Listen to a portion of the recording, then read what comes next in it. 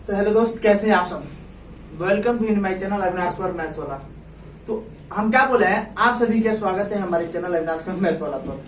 आप लोग जब बीच में आते हैं ना, तो इतना हमको अंदर उत्सुकता आती है, इतना हंसी आती है, बहुत मजा आता है सही पढ़ाने में आप लोग को।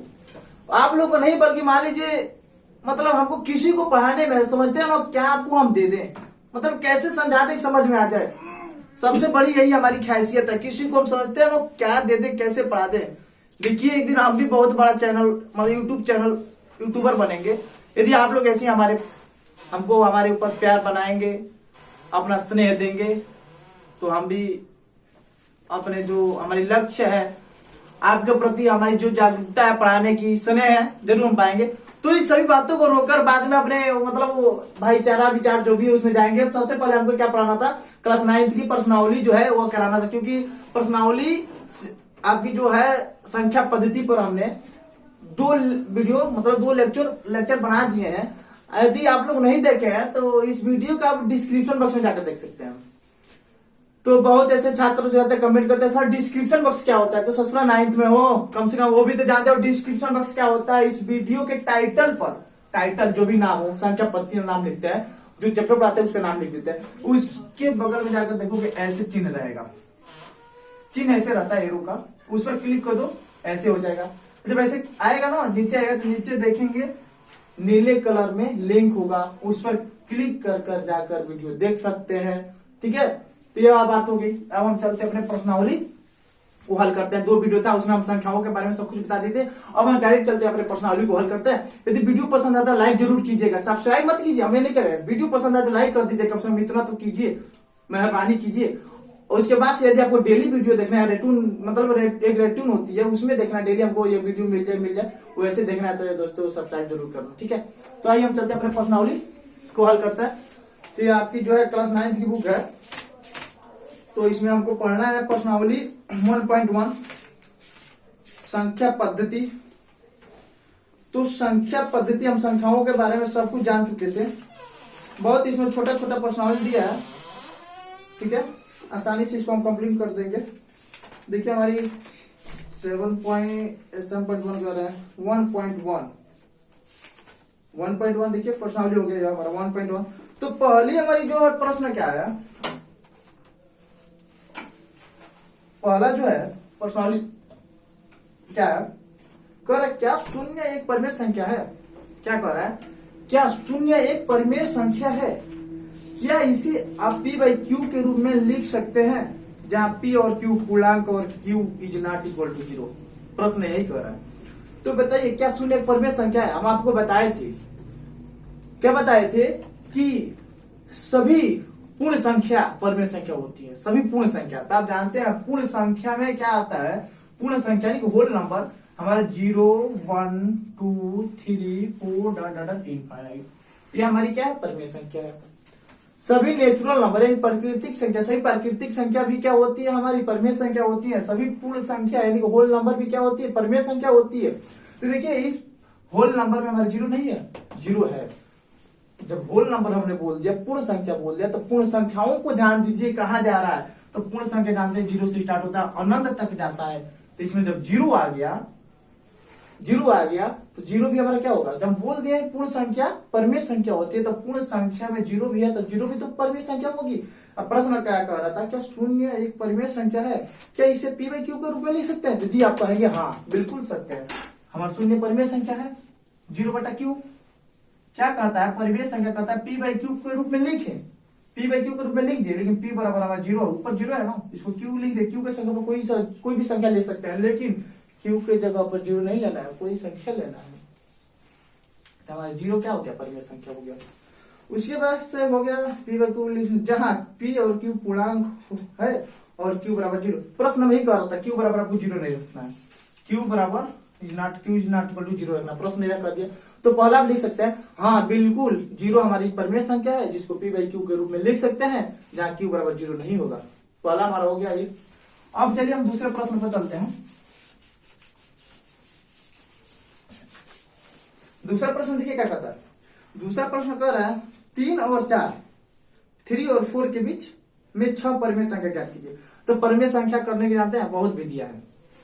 यदि आप कमेंट करेंगे सर एक और कोई नया विधि बताइए, कोई नया विधि बताइए, हम सभी विधियों को बता देंगे। लेकिन यहाँ पर आप एक विधि जानिए। सबसे पहले तो मेन बात है, तुम लोग डिस्क्रिप्शन बॉक्स नहीं जानते हो, कमेंट में कहा सर डिस्क्रिप्शन बॉक्स क्या होता है, वही नहीं जानते हो तो दो विधि बताने से क्या फायदा। पहले एक विधि जान जाओ, आसान से आसान तरीके एकदम बताएंगे, बिल्कुल समझ में आएगा।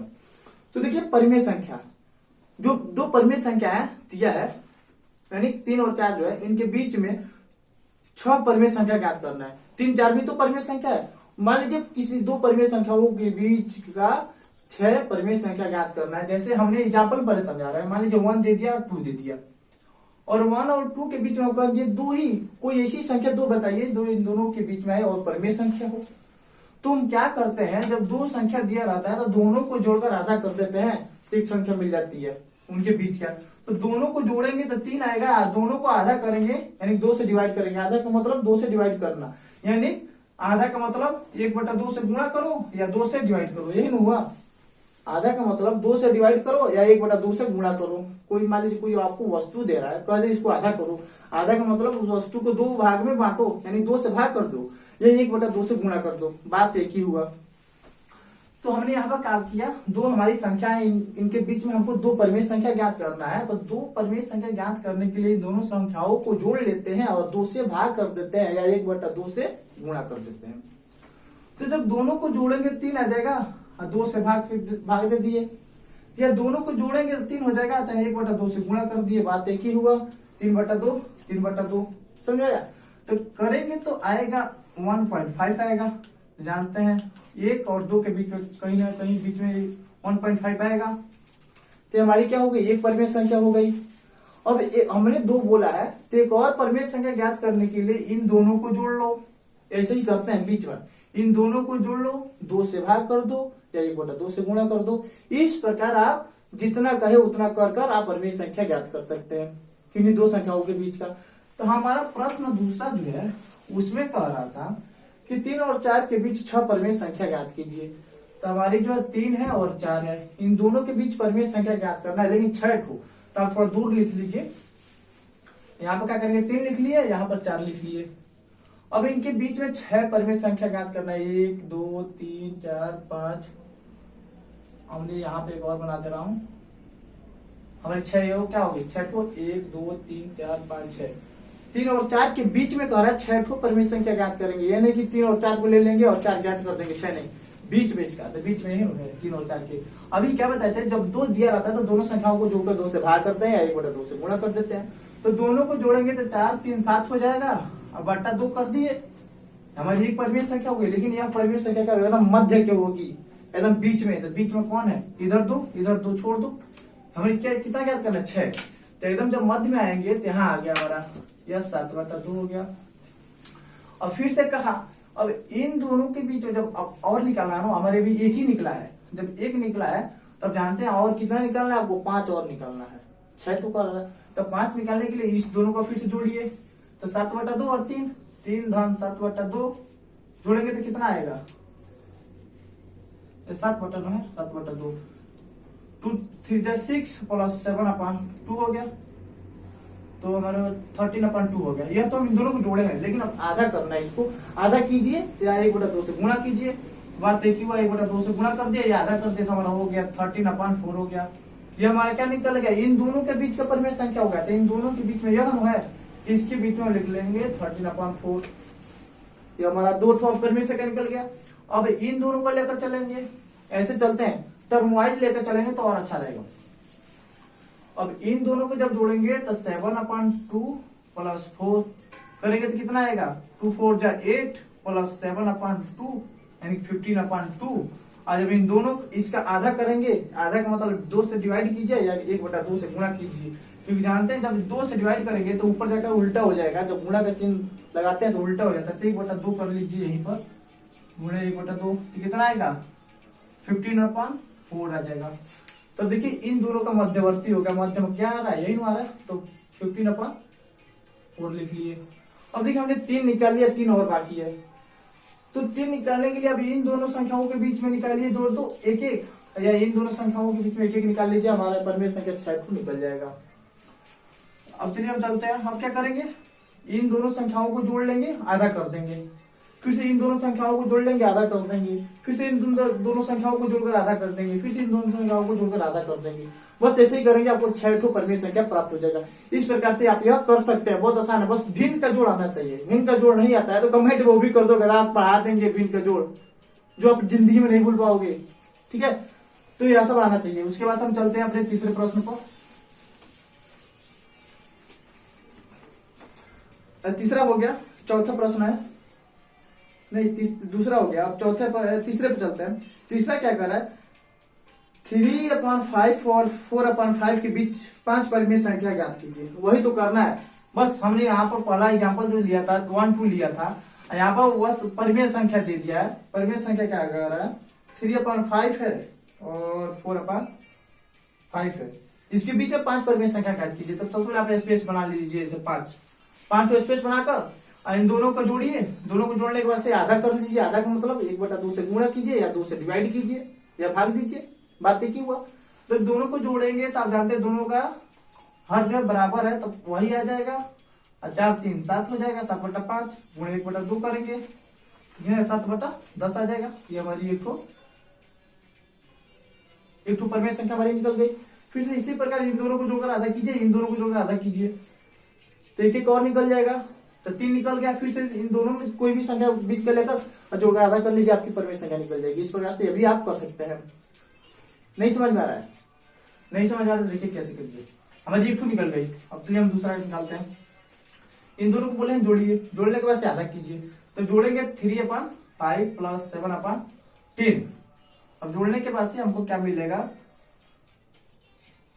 10 आ गया, 6 + 7 13/10 आ गया, गुणे 1/2। 1/2 क्या कर रहे हैं, आधा कर रहे हैं। जब 1/2 आधा करेंगे तो हमारा आ जाएगा 20/13। 13/20 कर लिए, ये भी निकल गया। फिर से उसी पर इसके बीच करेंगे तो आपके इसमें क्या आएगा, इसमें आ जाएगा 8 15, इसमें आ जाएगा 15/20 आ जाएगा। जब इसको हल करेंगे तो 15/20 आ जाएगा। कैसे, देखिए हम प्लस 4/5 गुणे 1/2, इसको करेंगे 10 8 × 7 गुणे 1/2, 15 हो जाएगा, 15/20 आ जाएगा। अब देखिए हमारी यह 3 परिमेय संख्या निकल गया। अब इन संख्याओं को जोड़कर आधा कर लीजिए, इसके बीच निकल जाएगा। इन संख्याओं को जोड़कर आधा कर लीजिए, इसके बीच का निकल जाएगा। ये भी हो जाएगा। आसान है, नहीं आता है तो आप लोग कहिएगा ना, तो हम इसको क्या बोलते हैं, आपको पीडीएफ दे देंगे। कमेंट में कीजिए, पीडीएफ भी मिल जाएगा आपको हल करके। आलसी बच्चे होंगे ना तो मिल जाएगा। तो जानते तुम लोग आलसी होगे, कम से देखते हो तो लाइक भी कर दो, और जहां तक हम कर छोड़ रहे उसके नीचे कम से कम तो कलम चला लो। अब चलते हम चौथे प्रश्न पर। चौथा प्रश्न कह रहा है, नीचे दिए गए कथन सत्य है असत्य, कारण के साथ अपने उत्तर दीजिए। तो कारण तो देना आता है, 2 वीडियो पढ़ाया उसमें कारण के साथ पढ़ा है। क्यों परिमेय होता है, क्यों अपरिमेय होता है, किसको वास्तविक संख्या बोलते हैं, किसको अभाज्य बोलता है, किसको पूर्ण संख्या बोलते हैं। तो कम से कम तो वीडियो देख लेना। उसके बाद देखिए कह रहा है, प्रत्येक प्राकृतिक संख्या एक पूर्ण संख्या होती है। प्रत्येक प्राकृतिक संख्या एक पूर्ण संख्या होती है। बताओ सत्य है क्या सत्य? तो हमारी यह जो है सत्य है। प्रत्येक प्राकृतिक संख्या एक पूर्ण संख्या होती है। जानते हैं पूर्ण संख्या हमारी 0 1 2 3 4 इनफाइनाइट तक जाती है। प्रत्येक प्राकृतिक संख्या, अब प्राकृतिक संख्या हमारा 1 2 3 इनफाइनाइट जाती है। तो क्या कह रहा है प्रश्न, प्रत्येक प्राकृतिक संख्या एक पूर्ण संख्या होती है। तो देखिए प्रत्येक प्राकृतिक संख्या एक पूर्ण संख्या में आ गया कि नहीं आ गया? प्रत्येक प्राकृतिक संख्या जो है एक पूर्ण संख्या में आ गया कि नहीं आ गया? हमारी सत्य है। यदि नहीं आता है, प्राकृतिक संख्या में कोई ऐसी संख्या होती है यदि हमारी पूर्ण संख्या में नहीं आती तो हम क्या बोल देते हैं, असत्य है। लेकिन देखिए यहाँ पर सब तो प्राकृतिक संख्या है, सब हमारी बिलोंग क्या किसमें कर रही है, किसमें आ जा रही है, पूर्ण संख्या में आ गई, तो हमारी यह सत्य है। अब हम चलते हैं अपने चौथे प्रश्न के दूसरे पर। दूसरा क्या कर रहा है, प्रत्येक पूर्णांक एक पूर्ण संख्या होती है। प्रत्येक पूर्णांक एक पूर्ण संख्या होती है। तो हमने पूर्णांक पहले वीडियो में पढ़ाया था, नहीं जानते हो ना, वीडियो को जरूर देखना पड़ा, तब समझ आ जाएगा पूर्णांक किसको बोलते हैं। तो सभी धनात्मक ऋणात्मक संख्याओं को क्या बोलते हैं, पूर्णांक बोलते हैं।